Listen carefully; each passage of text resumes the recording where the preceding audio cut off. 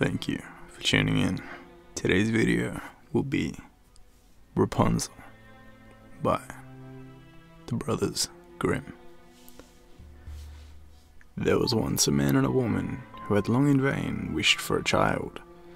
At length, the woman had hoped that God was about to grant her desire. These people had a little window at the back of their house from which a splendid garden could be seen, which was full of the most beautiful flowers and herbs. It was, however, surrounded by a high wall, and no one dared to go into it because it belonged to an enchantress who had great power and was dreaded by all the world. One day, the woman was standing by this window, looking down into the garden, when she saw a bed which was planted with the most beautiful rampion, Rapunzel, and it looked so fresh and the green that she longed for, and had the greatest desire to eat some. This desire increased every day, and as she knew that she could not get any of it, she quite pined away and began to look pale and miserable. Then her husband was alarmed and asked, "What ails you, dear wife?" She replied, "If I can't eat some of this rampion, which is in the garden behind our house, I shall die." The man, who loved her, thought, "Sooner than let your wife die, bring her some of the rampion yourself. Let it cost what it will." At twilight, he clambered down over the wall into the garden of the enchantress, hastily clutched a handful of rampion and took it to his wife. She at once made herself a salad of it and ate it greedily. It tasted so good to her, so very good, that the next day she longed for it 3 times as much as before. If he was to have any rest, her husband must once more descend into the garden. In the gloom of evening, therefore, he let himself down again. But when he had clambered down the wall, he was terribly afraid, for he saw the enchantress standing before him. "How can you dare," said she with angry look, "descend into my garden and steal the rampion like a thief? You shall suffer for it." "Ah," answered he, "let mercy take the place of justice. I only made up my mind to do it out of necessity. My wife saw your rampion from the window, and felt such a longing for it that she would have died if she had not got some to eat." Then the enchantress allowed her anger to be softened, and said to him, "If the case be as you say, I will allow you to take away with you as much rampion as you will. Only I make one condition. You must give me the child which your wife will bring into the world. It shall be treated well, and I will care for it like a mother." The man, in his terror, consented to everything, and when the woman was brought to bed, the enchantress appeared once more, gave the child the name of Rapunzel, and took it away with her. When did she get this pregnant? When she was 12 years old, the enchantress shut her into a tower which lay in a forest, and had neither stairs nor door, but quite at the top was a little window. When the enchantress wanted to go in, she placed herself beneath it and cried, "Rapunzel, Rapunzel, let down your hair to me." Rapunzel had magnificent long hair, fine as spun gold, and when she heard the voice of the enchantress, she unfastened her braided tresses, wound them round one of the hooks of the window above, and then the hair fell 20 ells down, and the enchantress climbed up by it. After a year or two, it came to pass that the king's son rode through the forest and passed by the tower.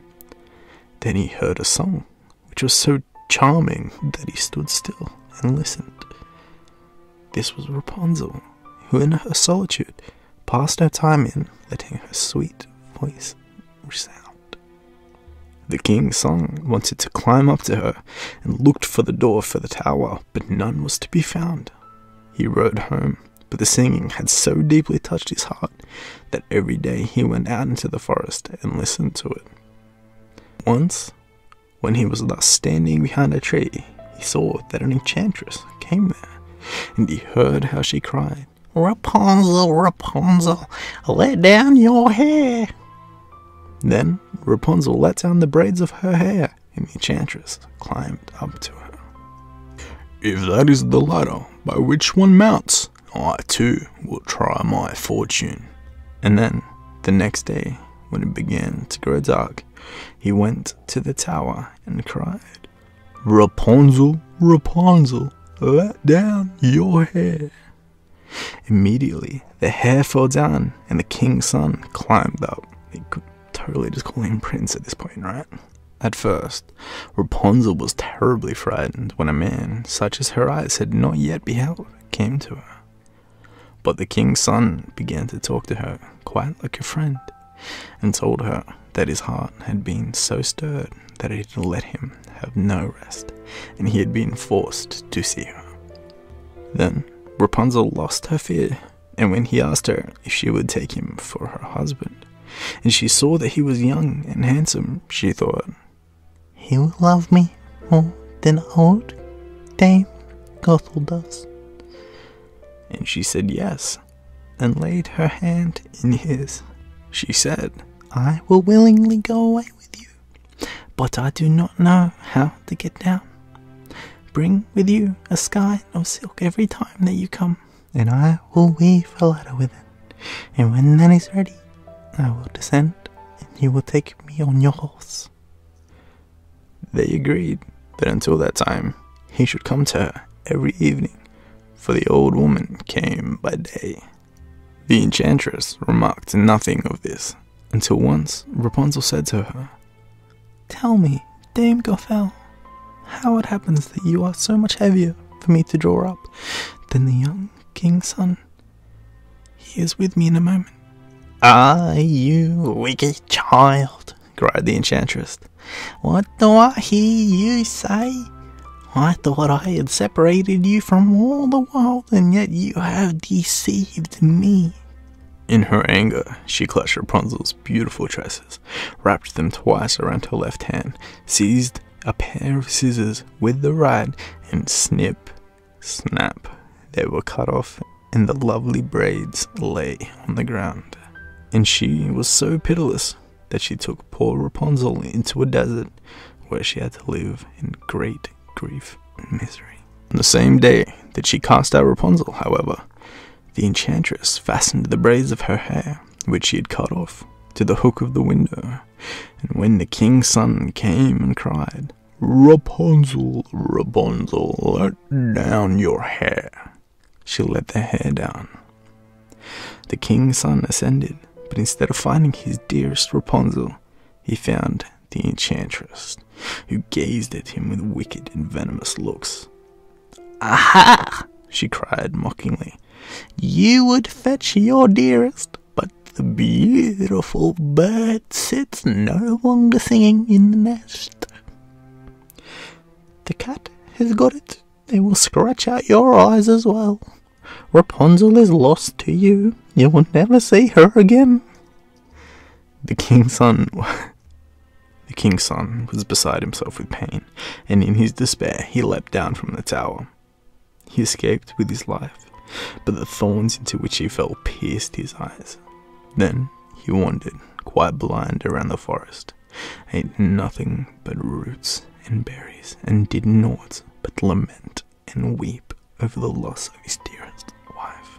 Thus he roamed around in misery for some years, and at length came to the desert, where Rapunzel, with the twins to which she had given birth, a beautiful boy and a girl, lived in wretchedness. They fucked. He heard a voice, and it seemed so familiar to him that he went towards it. and when he approached, Rapunzel knew him and fell on his neck and wept. 2 of her tears wetted his eyes, and they grew clear again, and he could see with them as before. He led her to his kingdom, where he was joyfully received, and they lived for a long time afterwards, happy and contented. The end.